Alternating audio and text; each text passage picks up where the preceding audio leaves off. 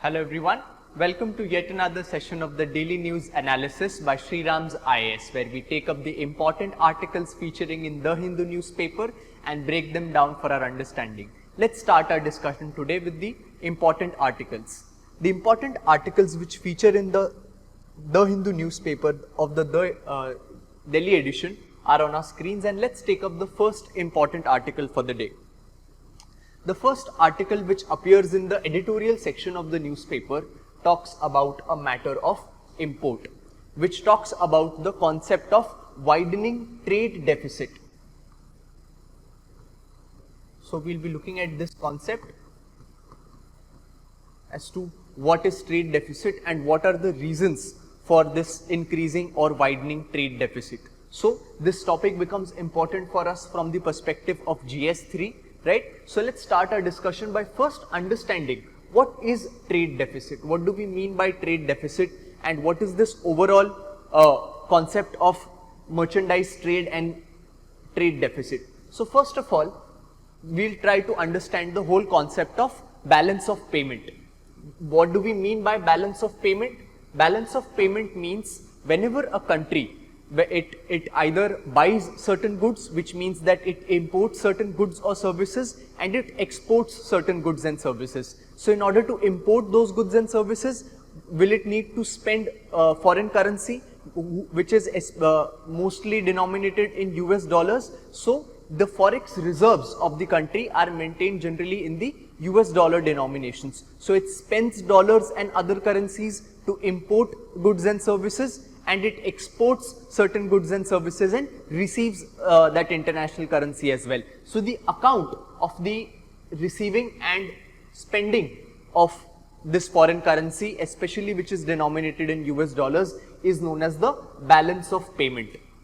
Right? So in 1991, where it is said that there was a balance of payment crisis, what does it mean? That the number of forex reserves or dollars required to import certain crucial products required for the country were limited. So when we talk about balance of payment, there are two accounts in which the balance of payment, this thing is divided. So those two accounts are known as the current account and capital account. Now these two accounts are classified on the basis of their period of transaction. Period of transaction means that those transactions which are going on currently, that is in a period of 1 year, whatever transactions are going on for the country, those transactions are recorded in the current account, and those transactions which are apart from the 1 year period are recorded in the capital account. So that is the difference of their classification. So our trade deficit falls in the current account, wherein we talk about the fact of trade deficit. So the current account is further divided into trade in visibles and invisible. What do we mean by visible and invisible? So trade in visible means that trade or import and export of those goods which are visible. So crude oil, cars, mobiles, computers, golds, all of these are example of goods which are visible and they are either imported or exported. So that is the visible trade. And invisible trade is those type of services especially which are not visible or tangible, but they are also imported and exported. So the services, the incomes which are earned by the non-resident Indians, and the transfers which we also call remittances, which are sent as payments by the people living abroad to the accounts in India. Those are known as transfers or remittances. So all of these form the part of trade in invisible. So when we talk about trade deficit forms a part of the visible goods trade, wherein the number of imports and the number of exports are compared, and when the number of imports or the amount spent on imports is more than the amount spent on exports, what will that mean? That the country as a whole is required to spend more dollars rather than having to earn more dollars. So that means that there is a trade deficit that the balance of payment or the current account is facing. That is what the concept of trade deficit is. Then what would be current account deficit? There is a concept called trade deficit. which is talked about. Then there is also one of the concepts talked about, that is current account deficit. What would current account deficit means? If earlier for trade deficit we were taking only the visible trade in account, now we will also take the invisible trade in account. So the total number of imports from goods as well as services, when they exceed the total number of exports of goods and services, when the imports are higher than the export, then that deficiency is known as current account deficit. So these are the two concepts which highlight a very important indicator for the economy as to whether or not the country is able to import the products efficiently, and are its imports, how much more are they from the exports that the country is also doing. So therefore these concepts become important indicators to study the economy. So what has the data for trade deficit shown us? It has shown us that the trade deficit is widening, and for the current record it is around $25.6 billion, which means that $25.6 billion is the extra amount which the Indian government has to spend in terms of dollars, because and the export are lagging behind by this much amount. So that is the concept of trade deficit. With respect to the capital account which we were seeing, so let's also take a look at the capital account for our understanding. So when we looked at the current account, where those transactions happening in a year are taken into account, but those transactions apart from the period of 1 year which are taken fall into the capital account. So all the investment that is done, so whenever a foreign company comes into India and it invests in the form of foreign direct investment, that what we call FDI or FPI, that forms a part of investment in capital account. If the government is taking any loan or lending any loan to any other institution or country, that also falls into the capital account, and the bank account which the NRIs maintain in India also form a part of the capital account, whichever transactions are not there in the one year period. So that is the concept of capital account. I hope this balance of payment flowchart is clear. It's an important concept which we need to be thorough with respect to our examination. So now coming to the trade deficit. So what is the reason that this trade deficit is widening? And there, if we remember that there were a lot of reports earlier in the year where the forex reserves for India were also quite increasing. But suddenly what kind of a situation has occurred where the foreign investment and the forex reserves are also not increasing that rapidly, and the trade deficit is also increasing, which means that we are importing more than we are exporting. So which are those products that we are importing more? So first of all, before we talk about the imports, first we'll talk about the exports. As to what are those exports which are taking a hit, which is why the amount of exports that the Indian government should have made is not able to do so. So 4 of India's top 10 export items, which are generally in engineering goods, cotton yarn, drugs and pharma and plastic products, these have contracted from a year ago. So their export, what was there a year ago, has seen a contraction in this year, which means that the export on these products, which used to be in India's top 10 export items, has decreased. So this shows the trend as to in exactly what kind of products are the exports decreasing. So this becomes a factor of worry, where the crucial products which we used to export at a good extent, that is decreasing. At the same time, what are those imports which are increasing? We know that this is a very crucial time in the world economy going on, wherein after the pandemic, there are a lot of situations which most countries are recovering from, and then the Russia-Ukraine war is also going, due to which the prices for various commodities and the crude oil prices have also taken a hit, and India, as we have discussed again and again, derives on its crude oil needs by heavily importing crude oil. Close to 85% of India's crude oil needs are imported by India. So all of this, when India has to import this high number of crude oil with high prices, what will it do? It will increase the prices of imports for India. So even as exports growth slid, wherein the exports growth was down, imports have surged by over 51%. to 63.66 billion in June. So where the exports are decreasing, due to these factors, the imports are increasing more and more, close to 51%. The imports are increasing, crossing the 60 billion mark for the fourth month in a row. So the 63.66 billion mark of the rising imports is being going on for the past 4 months. And what are those products that we are importing a lot? So coal imports, as we know, the availability of coal in the domestic coal is not that much, so we have to import coal, which is shot up almost 242%, which means that the amount that we were importing, we are now increased to importing 242% of those coal imports. Second is petroleum inflows have also risen from up to 94.2% and drove nearly 3/4 of this surge, which means that the 3/4 of the import burden that we are having is coming from the petroleum inflows, which is nothing but the crude oil import that we are talking about. Then another major import is also the gold imports. Now, why are gold imports increasing? We all know that when the sort of crucial time appears in the economy and there are uncertainties in the economy, so people rely on the physical assets which won't lose their value, and which is that asset?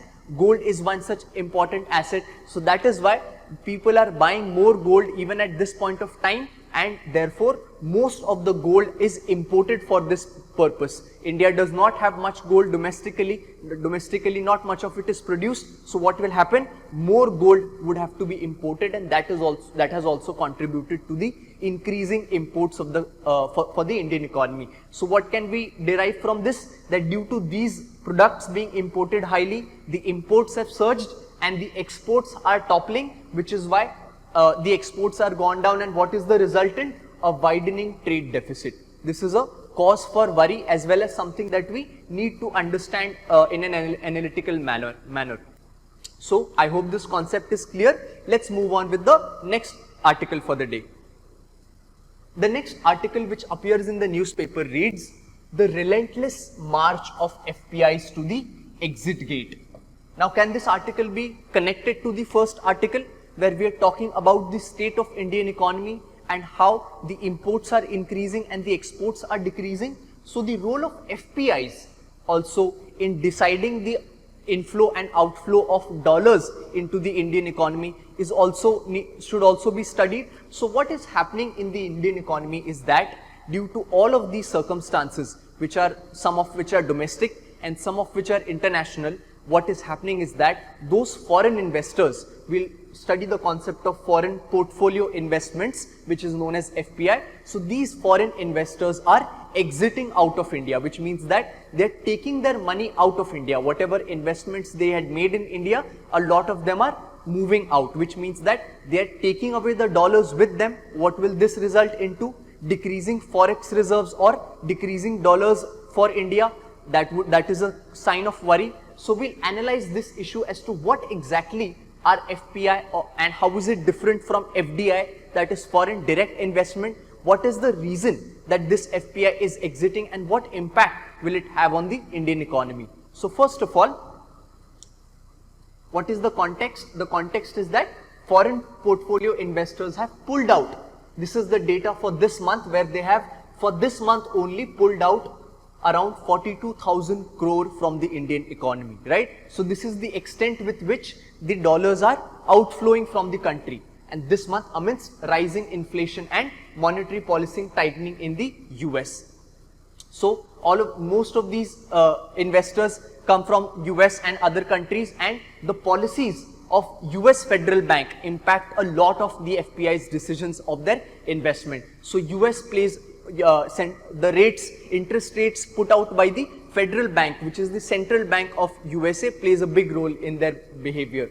And what exactly are FPIs? When we talk about foreign portfolio investors, so this FPI involves an investor buying foreign financial assets such as fixed deposits, stocks and mutual funds, and all these investors are passively held by the investors. What does this mean? Whenever a foreign company or a foreign investor comes into India or another country, to invest in that country. So what it does is, it will invest its money, which would be in the form of international currency, let's say in the denomination of dollars. So these dollars, that investor can invest into fixed deposits, stocks and mutual funds and in other companies. So whenever they invest the foreign currency money into the other country's market or other country's assets, that is known as foreign portfolio investment. That is the concept of investing in other country by the foreign investors.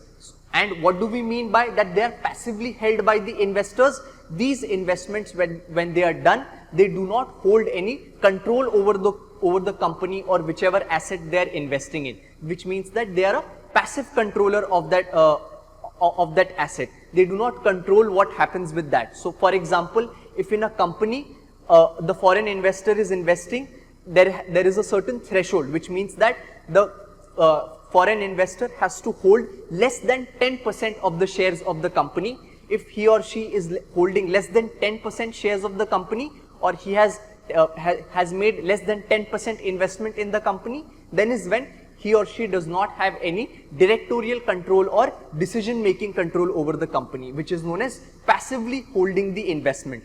And how does FPI differ from FDI or foreign direct investment? Let's look at the differences between those two. One is foreign portfolio investment and one is foreign direct investment. So when we talk about foreign portfolio investment, we saw that they make investment in all of these assets or in companies, and they have to be less than 10%. So therefore they do not have any direct control or management of the investments. But when we come to foreign direct investments, here is where the difference comes, wherein this would be more than 10%. Whenever an investor makes investment more than 10% in a company, that is when he or she holds directorial control or management control over that company as well. So direct control over the assets and say in the affairs of the company is the power that investors gets when he invests more than 10% in the company. Then another difference is that there is no control or share in the assets or the property, hence provides more liquidity, right? So how is it providing more liquidity? Because the shares that the investors are doing in the investments are not in any property. They do not get any share in the property. So that is why whichever investment they are making, they are mostly in the form of liquid investments, which means that the shares, if they are buying any shares, those shares can be sold off easily. What do we mean by assets being liquid? Which means that they can be sold off easily. So these shares can be sold off easily. That is why their holdings are more liquid. Can this also be one of the reasons why FPIs or foreign portfolio investors increasingly come and invest in the country, and with the same speed they exit out of the country as well, which is what we are looking at right now. So their asset holding being more liquid also becomes one of the reasons why they enter quickly and exit quickly as well.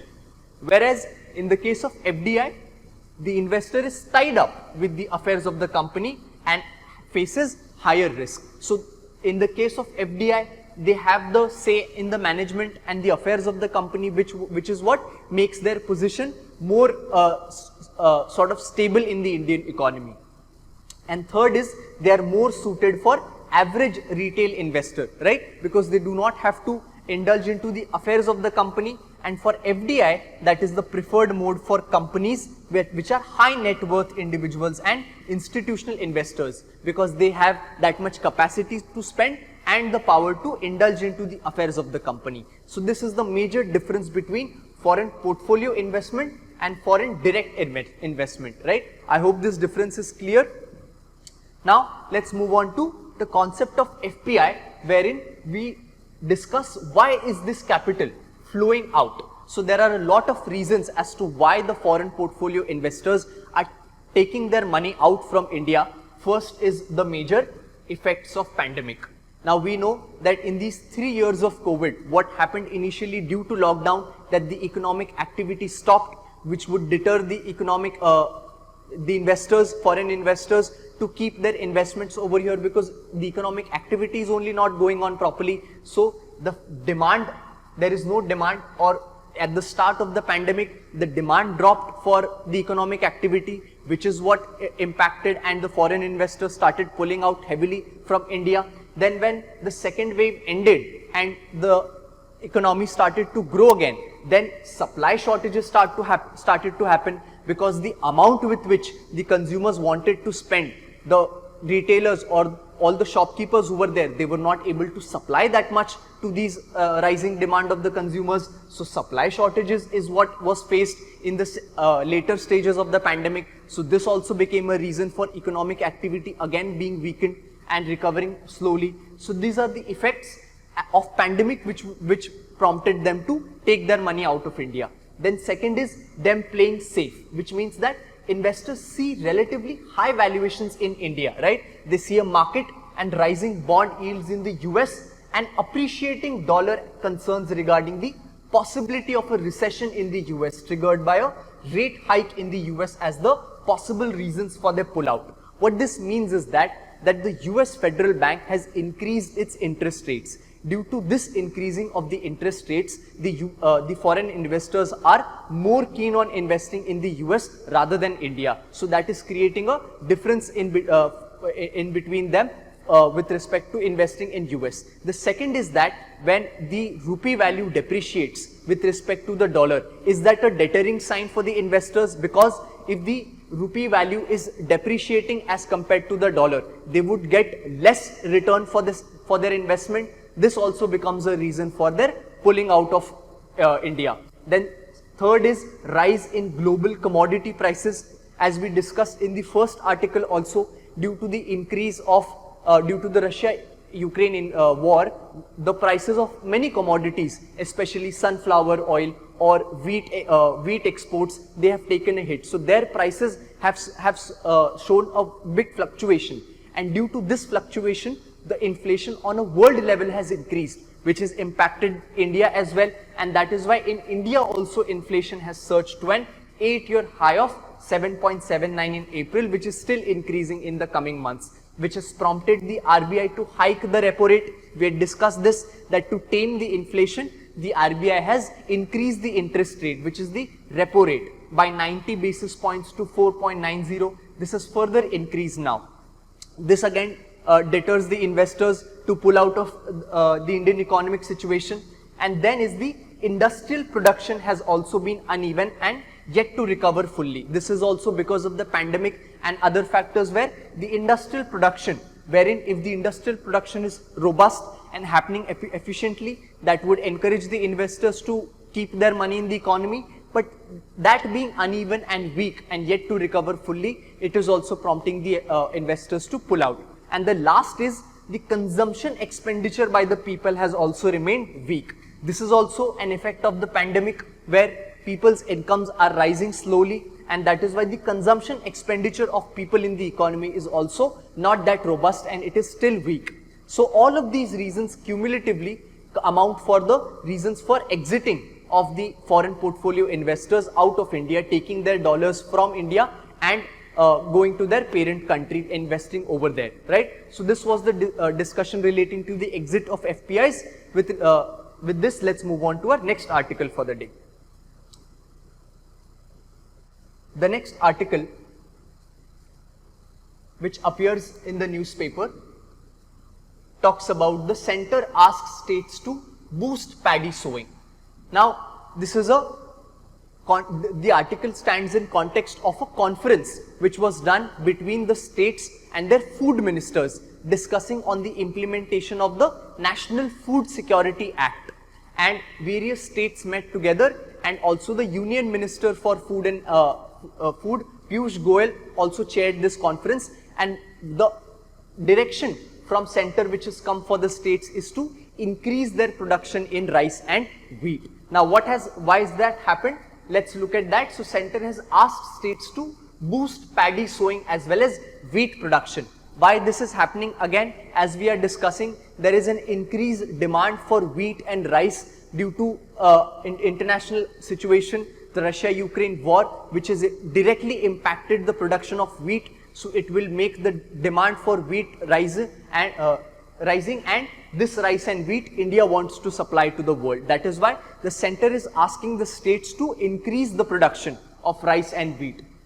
The center is saying that the center's data about paddy has been sown on 43.45 lakh hectares till July 1, which is way less, which is 27.05% less than the 59.56 lakh hectares during the corresponding period of 2021, which means that the sowing area or the area in which rice was sowed in the country by farmers has decreased from 59.56 lakh hectares to 43.45 lakh hectares area. What this means is that if the area sown will decrease, the production of rice will also take a hit, and if production will take a hit, the demand for rice and wheat in the domestic as well as international arena, the government would not be able to fulfill that. So that is why center is asking the states to boost this production. This becomes important for us to study from the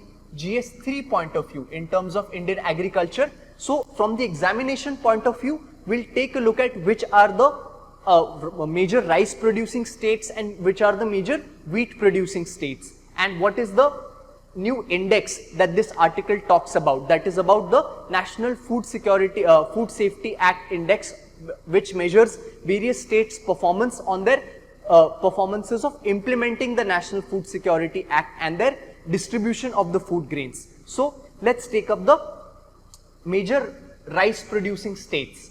The major rice producing states. So first of all, what kind of a crop rice is? Rice is a kharif crop, right? This means that after the monsoon, the crop which is sowed, which is this time going on, after the monsoon, the crop that would be sowed is the kharif crop, and rice is one such crop. Can we correlate why monsoon, after the monsoon this crop is sowed? Because rice is a water intensive crop, it needs a lot of water for its growth, so therefore rice falls under the category of kharif crop. And which are those regions where rice is grown abundantly? So the top producer is West Bengal, Uttar Pradesh and Punjab. These are major rice producing states. The eastern belt, as we see in the country, right from Tamil Nadu, Andhra, Telangana, Chhattisgarh, Odisha, Bihar and Assam. These are the major rice producing states where we can see that they are generally the eastern states and those northern states of Punjab and Uttar Pradesh. Uttar Pradesh is one such state which is ahead in the production of rice as well as wheat. So this is the major rice producing states. Now what about wheat? What kind of a crop wheat is? Wheat is a rabi crop, which means that after the kharif crop would be sown and harvested, the time for rabi season will be on, and that is where wheat will be sowed. So the center has also asked the states that once the wheat sowing season begins, to also extensively sow the wheat crop as well. So which are the major wheat producing states now? So as I said, UP is among both crops, and majorly the western belt is the wheat producing belt, wherein we have Rajasthan, Haryana, Punjab, again that state which produces rice and wheat, both Bihar, Madhya Pradesh and Maharashtra and Gujarat. These are the top wheat producing states of the country, along with West Bengal as well. So as we can see, these are the regions which produce most of the wheat for the country. And now with respect to this, the conference also put out the state ranking index for NFSA or National Food Security Act, which means that this particular conference which was held, the center has devised an index for the state's performance on how they're implementing the National Food Security Act, which means that how they're distributing the food grains to each and every person in the state. Their performance has been ranked in that index, and in that index Odisha has stood at the first position, which means that it has performed the best on supplying food grains to its state citizen, followed by Uttar Pradesh and Andhra Pradesh. These are the top 3 states who have performed well on distributing the food grains and managing the food security for the state. Among the special category states, which are the northeastern states, Himalayan states and island states, the small states. Tripura has topped on that list, followed by Himachal and Sikkim. These are the top 3 with respect to the special category states. And with respect to this index, there are 3 pillars on which this index measures the state's performances. So what are these 3 pillars? That they consider various facets of food security and nutrition. Each pillar has parameters and sub-parameters that support this evaluation. So the first pillar measures the coverage of National Food Security Act, which means that is the procurement of major food grains happening properly in the state. So that is measured, rightful targeting and implementation of the act. Second pillar analyzes the delivery platform. What is the delivery platform under this National Food Security Act? Those are the ration shops, or what we call the fair price distribution shops. So are the food grains, after being procured, are rightfully and efficiently delivered to the citizens? That would be analyzed under one pillar. And the final pillar focuses on the nutrition initiatives of the department, that apart from taking care of the food security through procurement and delivering, are the states also holistically taking care of the nutrition requirements of the citizens of the state, right? So these are the 3 pillars of the state ranking index for NFSA 2022, which was discussed in this conference. With this, let's move on to our next article for the day. The next article, which appears in the newspaper, talks about the GTA poll, which marks the beginning of practical politics in Darjeeling Hills. Now, why we've taken this article is because of the important political concept of GTA, or Gorkhaland Territorial Council, or what we call Gorkhaland Territorial Administration. Now recently, the elections for the Gorkhaland Territorial Administration were held, and they were successfully carried out, and we also study about various political setups in our syllabus, which are how the state elections happen, and there is a special provision of Schedule 6 and Schedule 5, where we also study the unique aspects of governance in some districts which are granted special autonomy. So on this context, we'll study few pointers about Gorkhaland Territorial Administration. So first of all, which is this area being talked about? Let's look at the map. So this is the pertaining area which was proclaimed by the Gorkhas, or which is the ethnic community living in the lower Nepal, Sikkim and upper West Bengal region. They proclaimed a separate land for them in the after independence, and even the agitations were on even before that, which is named the Gorkha land. Now after their negotiations with the Indian government, this demand was satisfied by giving them autonomy in their administration, and this is known as the Gorkhaland Territorial Administration right now. So initially their land was put under the Schedule 6 of the Indian Constitution. The Schedule 6, if we remember, are those contains provisions with respect to administration of tribal areas of regions such as Assam, Meghalaya, Tripura and Mizoram. So the tribal areas of these regions which need certain autonomy for their administration are the provisions covered under Schedule 6. So initially their administration was also put under Schedule 6, but later on a fresh agreement was carried out. And under that agreement in 2011 between the West Bengal's state and the Gorkha community, this agreement resulted into the Gorkhaland Territorial Administration, which the elections of which were carried out. So these two districts come in the Gorkhaland Territorial Administration. Which are these two districts? The region of West Bengal, the Darjeeling district and the Kalimpong district. These two districts form a part of the Gorkhaland Territorial Administration. Right? I hope these two districts are clear. Now let's look at a few points about Gorkhaland Territorial Administration. So as I said, it was formed under Schedule 6 in 2005. In 2005, this region was put under Schedule 6, wherein Darjeeling was added to the 6th schedule. But later on, the protests again putting it under Schedule 6 also intensified, and consequently the West Bengal government signed an agreement with the Gorkha community and signed a special agreement under which the Gorkha Land Territorial Administration was formed, which is now a semi-autonomous administrative body for Darjeeling, passed by West Bengal Legislative Assembly and is made up of Darjeeling and Kalimpong districts. So in the backdrop of this, for a perspective of from the examination, let's study about the 6th schedule of the Constitution. What exactly is this 6th schedule and what powers does it give to these autonomous districts for their administration? So first of all, the 6th schedule of the Constitution provides for the administration of tribal areas, as we saw in the Assam, Meghalaya, Tripura and Mizoram region. So apart from this, the special provision was also granted to this region, but later on it was revoked. And this special arrangement exists now. So Schedule 6 exists for the autonomous administration for these areas, and it was passed by the Constituent Assembly in the 1949, and it was formulated to provide limited autonomy to the tribal regions of Northeast. It gives tribals freedom to exercise legislative and executive powers through an autonomous regional council.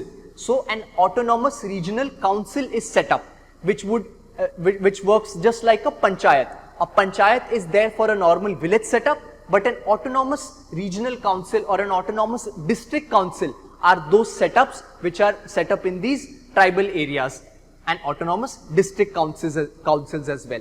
These ADCs are the districts within the state to which the central government has given varying degree of autonomy within the state legislature. So the special status of autonomous district council is that they have special autonomy to deal with their own affairs. What kind of autonomy is this? What special powers they get? What are the features? Let's take a look at them.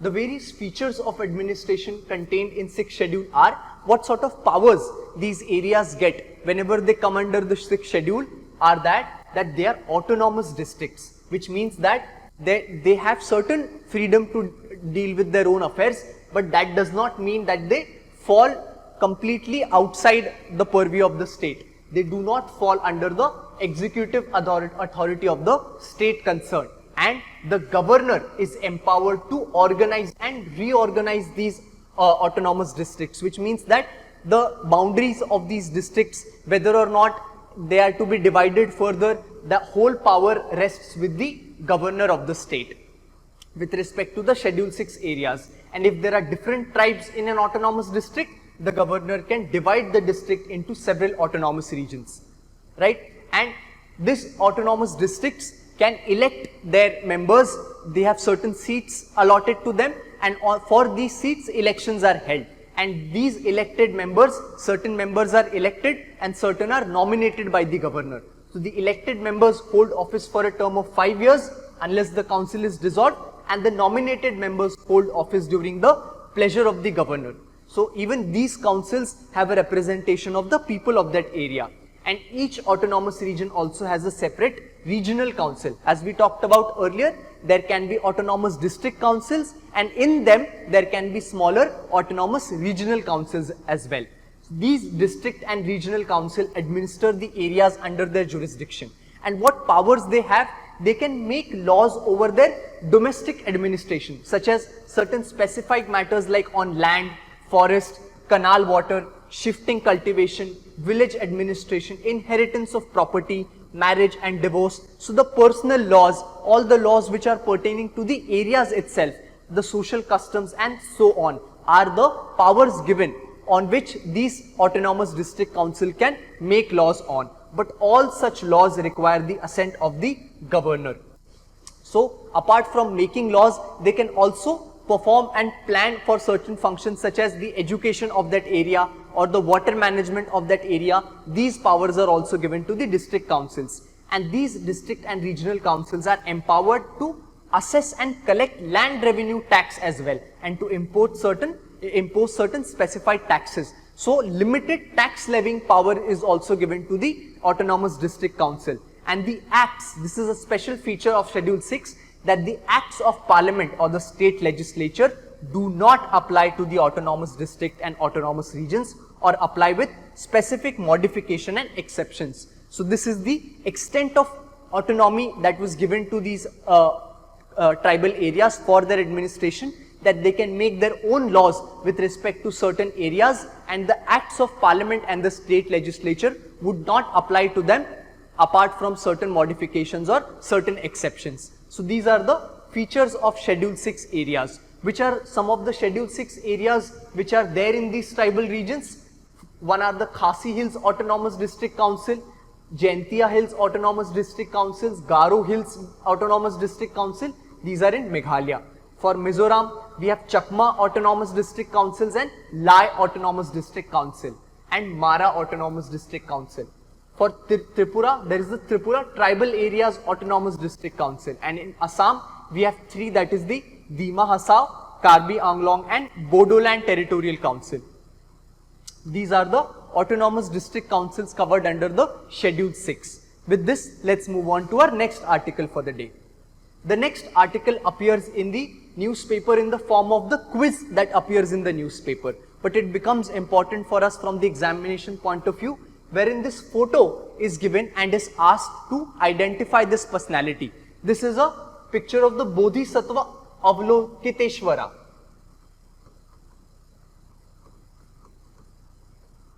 Right? And so we all know that the concept of Buddhism becomes a very important part for us to study from the prelims examination from ancient history as well as the mains examination as well. So we'll study the important points and facets regarding the Bodhisattvas in Buddhism and especially the Bodhisattva Avalokiteshvara. So what are Bodhisattvas? Basically, the Bodhisattva in Buddhism is a concept of making the people, common people, achieve enlightenment. So if Buddha was the person who attained enlightenment, a Bodhisattva is a person who has developed Bodhichitta, or a spontaneous desire and compassionate attitude, and in order to achieve Buddhahood for the benefit of all sentient beings. What it means in simple terms is that he is that person in the, as talked about in the ancient scriptures, who has not yet attained full enlightenment but is working towards the attainment of enlightenment for other normal beings. That is the job and temperament of the Bodhisattva. It is a Mahayana Buddhist idea that believes in universal emancipation. So since the Bodhisattva is there and delaying his own enlightenment for others' enlightenment, it talks about universal emancipation or the benefit of enlightenment for everyone. The Buddha in his former lifetimes was supposed to be Bodhisattva as contemplated in Jataka tales, and the stories portray the different endeavors of Bodhisattva to embrace traits like self-sacrifice and righteousness. So the concept of Bodhisattva is a concept introduced in the Mahayana Buddhism. There are two schools in Buddhism. One is the Hinayan or Mahayana, and the second is Mahayana. The Hinayan, which is also called Yan means wheel and Hins mean lesser. So this is the lesser wheel, or which is the initial form of Buddhism where Buddha was alive, and the Buddhism that flourished during his time comes under Hinayana Buddhism. And once Buddha dies, and the next form of Buddhism which takes place is the Mahayana Buddhism, which is Maha means greater and Yan means wheel, which is the greater wheel proclaimed by the Mahayana Buddhists. So under Mahayana Buddhism, we study the concept of Bodhisattvas, who are those people who are delaying their enlightenment so that other people, normal people, can attain their enlightenment. So the person in picture is the prominent Bodhisattva known as Avalokiteshvara, one of Buddha's three protector deities, also known as Padmapani.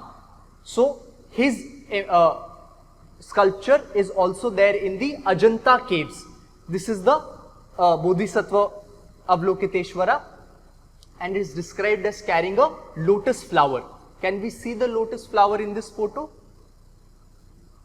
It's not really visible, but in this photo, the sculpture is carrying a lotus flower.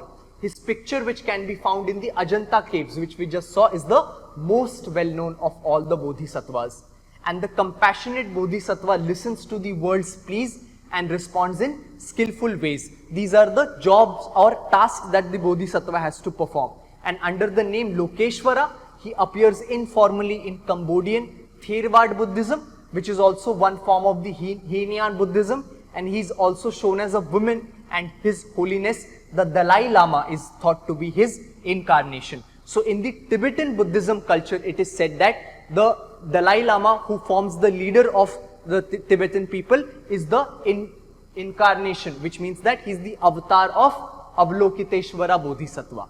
This was the important points with respect to the Bodhisattvas and Avalokiteshvara. We stop the discussion here today, and we'll meet again tomorrow with the important articles for the day. Thank you very much.